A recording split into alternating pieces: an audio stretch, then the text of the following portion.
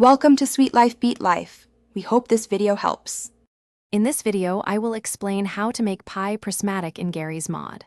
First, open your console by pressing the tilde key, usually located under the escape key. Next, spawn a Pi prop from the Q menu's props section.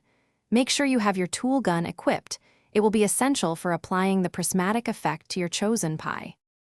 Now, aim your tool gun directly at the Pi prop you want to transform. Open your console again and type the command ent set material models /props junk/pi prismatic. This specific command applies a unique, shimmering material to the selected object. Hit enter, and you should immediately see your Pi begin to display a vibrant, changing color effect.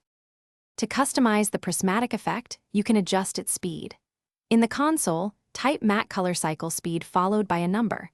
For example, matte color cycle speed 0. 5 will create a slower, more subtle color transition. A value of 2, 0 will make the colors change much faster. Feel free to experiment with various numbers to achieve your desired visual rhythm. To save your newly prismatic Pi, simply save your game as you normally would. If the effect isn't working, double-check that your tool gun was aimed precisely at the Pi when you entered the command.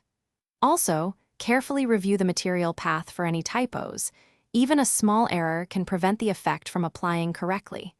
Enjoy your colorful creation. Thanks for watching. Consider subscribing if we helped you.